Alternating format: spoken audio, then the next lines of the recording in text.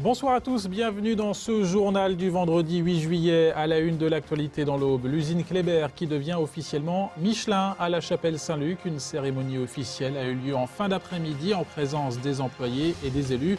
Reportage sur ce changement symbolique et historique dans un instant.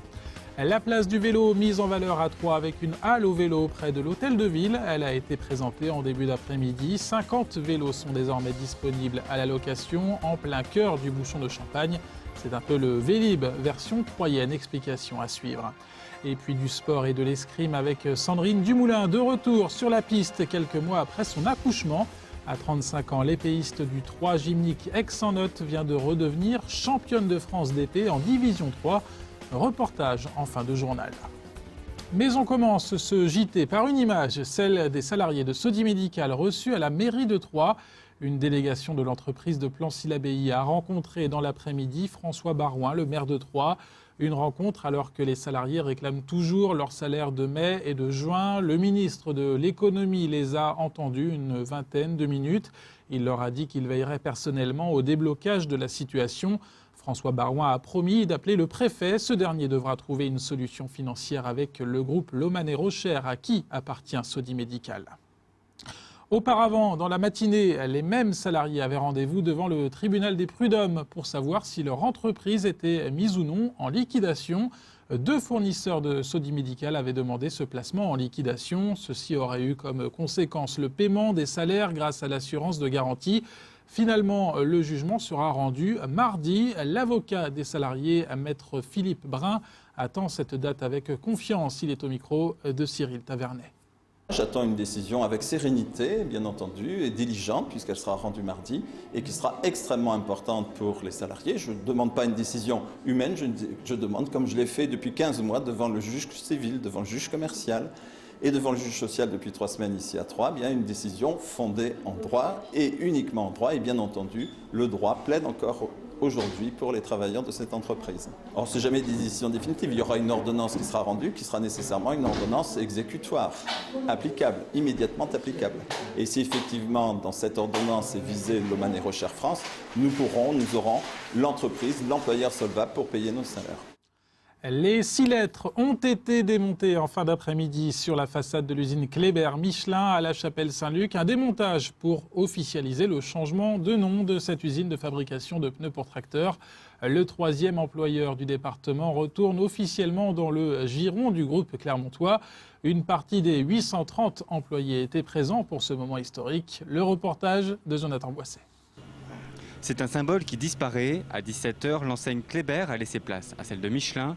Une page qui se tourne dans l'histoire industrielle troyenne. Ne plus voir l'enseigne Kléber, c'est vrai que ça va faire drôle, mais c'est une nouvelle époque et ça veut dire aussi que l'usine reste là et que l'usine est tenue par un groupe qui a les épaules pour la faire prospérer. C'est une bonne nouvelle aussi.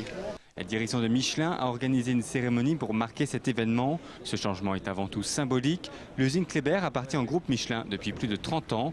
Au départ, 100% de la production était des pneus Kléber, mais cette proportion s'est inversée. Alors le symbole est bien sûr dans l'échange de drapeaux, le symbole est dans le changement de nom, mais ce qui compte, c'est que la marque Kléber reste, et qu'elle soit pérenne et qu'elle joue un rôle central dans la stratégie du groupe Michelin. Le changement a été continu depuis une trentaine d'années, donc à l'instant actuel, ça ne va rien changer de majeur. Par contre, ça va nous permettre de profiter encore plus du soutien du groupe Michelin et donc pour changer nos processus et pour améliorer nos façons de travailler.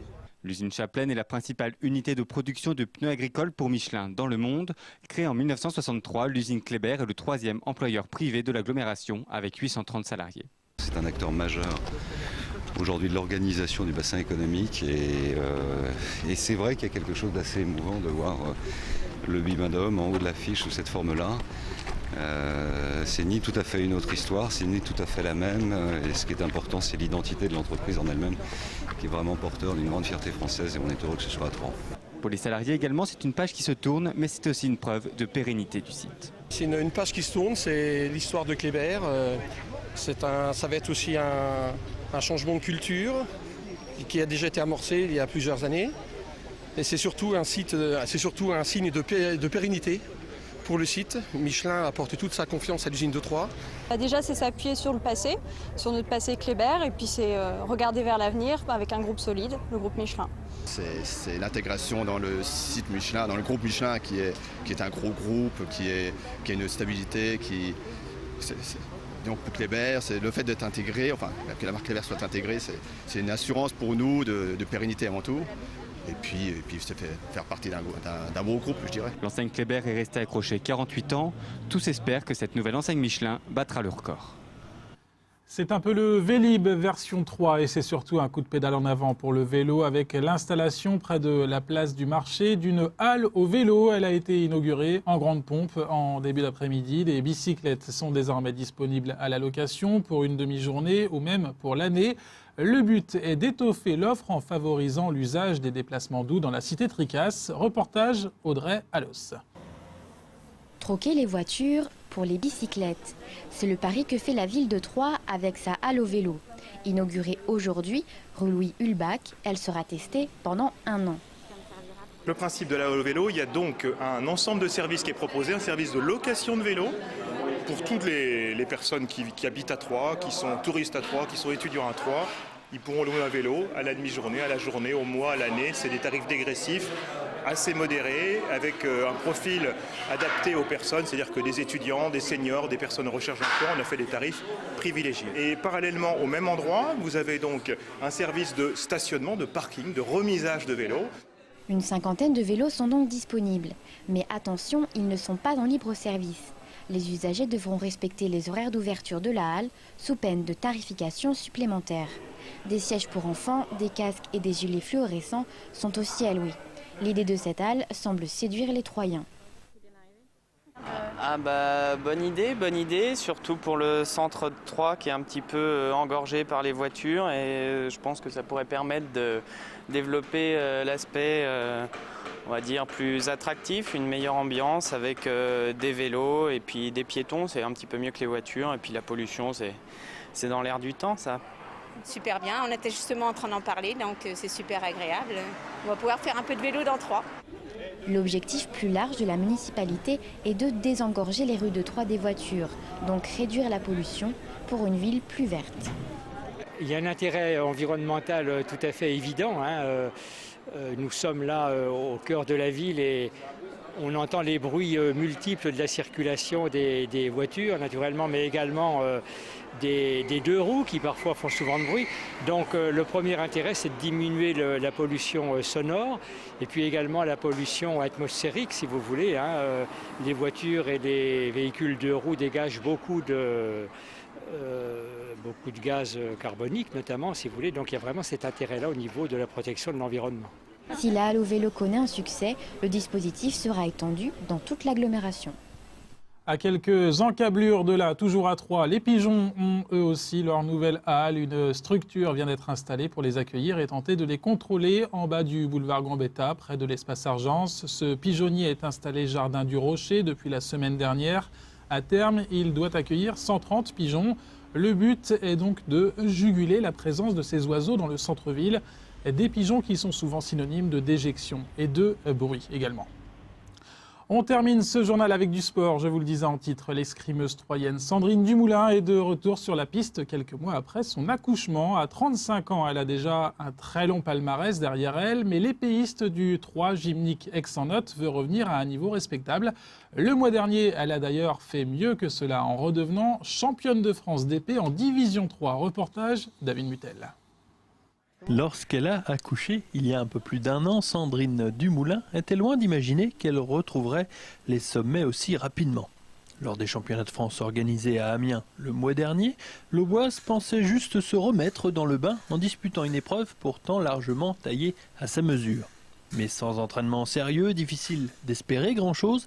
Et pourtant, grâce à sa grande expérience, Sandrine a su déjouer tous les pièges et redevenir championne nationale de Division 3. Je me suis dit, y a moyen quand même. Et puis, comme ça se passait vraiment pas bien, je me suis dit, c'est pas possible, il faut faire quelque chose. Je pensais pas du tout que je pourrais être encore championne de France.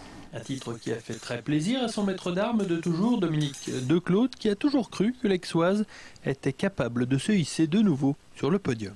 Elle a gardé en tout cas tous les acquis, ce qui concerne la précision de pointe, tout ce qu'elle savait faire et bien faire. Bien sûr qu'on a changé un petit peu de rythme, bien sûr qu'on a mis un petit peu moins de mobilité. C'est ce qui lui a manqué sur la piste là, notamment en tour de poule, c'est qu'elle manquait un petit peu de mobilité. Par contre, tout ce qu'elle savait faire et bien faire, notamment des actions excessivement précises, dès qu'elle remet tout ça en ordre sur la piste, ça marche. Et elle l'a montré encore une fois.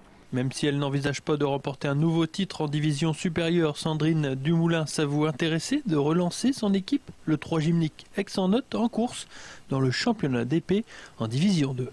Les filles sont motivées, mais je pense qu'on est un peu légère peut-être au niveau de l'entraînement.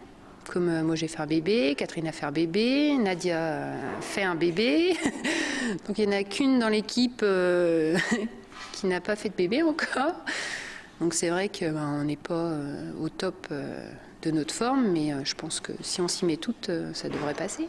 Après donc avoir été sacrée de nouveau dans la Somme, Sandrine Dumoulin espère bien l'être encore l'an prochain, puisque selon toute vraisemblance, les championnats de France devraient se dérouler à Troyes en mai 2012. Et la lignée des escrimeurs est donc bien assurée. Un mot de football avant de se quitter pour vous signaler la signature à l'Estac de Massambou Sambo. Ce défenseur central sénégalais de 24 ans va s'engager pour 2 saisons avec le club troyen. Il évoluait la saison passée en Grèce. Massamba Sambo plutôt a été formé à l'AS Monaco. Il a déjà évolué en Ligue 2 du côté du Havre et de Nantes. Il est attendu sur les terrains d'entraînement du Stade de l'Aube demain matin. C'est la fin de ce journal. Dans quelques instants, le point sur la météo de votre week-end avec Sandra Durupt. Lundi et pendant tout l'été, le journal sera tout en images, mais la rédaction ne prend pas de vacances. A tout de suite pour la météo et merci de votre fidélité.